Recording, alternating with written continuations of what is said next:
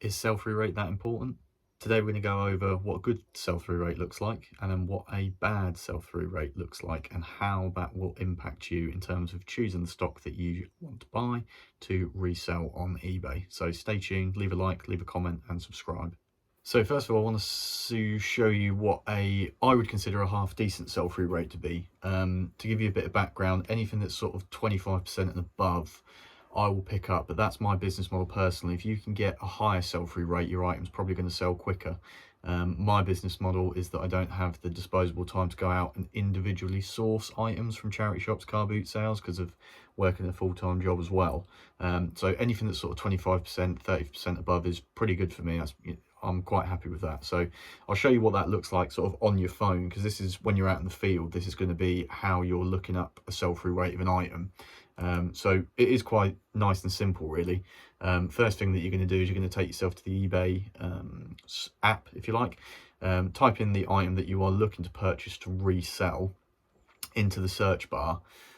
Once you've actually put it into the search bar, at the bottom you're going to see how many results there are. So about 9,300 for Wrangler cargo trousers. You're then going to go over to the filter and you're going to scroll down and you're going to see sold items, which you'll be able to see on the screen just there. Tick that box and you can now see that there are over 3,200 results. So what that essentially means is that 9,300 are listed, 3,200 have sold in the last 90 days. So that's got, you know, above a 30% sell-through rate. So I do pick Wrangler cargo trousers up because they have a half decent sell-through rate and I can get them for a low enough cost of goods. Now let's have a look at a bad sell-through rate. So these are items that you do not want to be picking up because they're never going to sell. They're going to take forever and a day to sell. It's going to cost you money to keep them.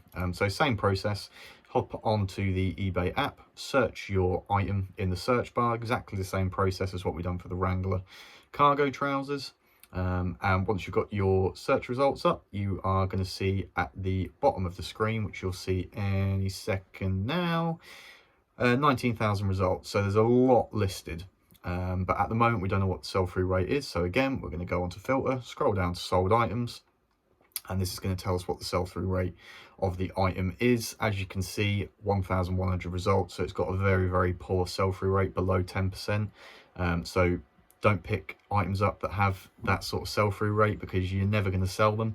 There are some differences in terms of picking items up that are fairly unique. So a lot of Ralph Lauren polo shirts don't have a very good sell-through rate, but if you can get one with a little bit of a niche, it's striped, it's got a big pony, things like that, then make sure you're putting that into the search bar when you're doing your sell-through rate check.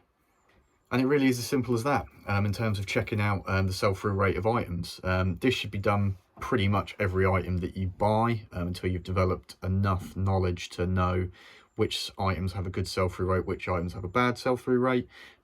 Seasonal items, obviously if you typed in shorts now, we're coming up into winter in the UK, it's going to have a poorer sell-through rate, but if you've done it in the summer for certain brands, then it's going to have a higher sell-through rate. So it's always worth checking if you've got the disposable time to do it, to actually check at what the sell-through rate of an item is.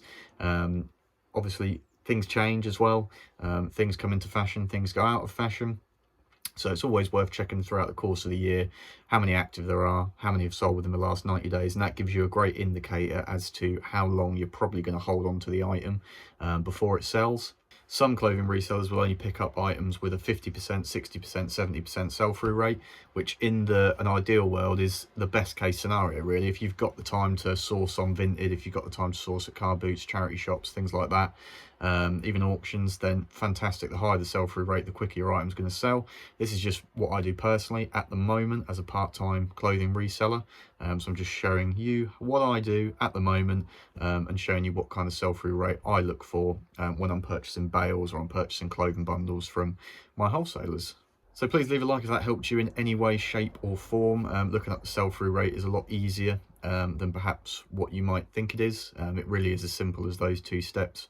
It's a great way to give you an indicator as to how long your item's going to sit for, how quickly it's going to sell, and also what sort of price you're going to get for it as well, because you can obviously check that in the solds also. Take care and keep selling.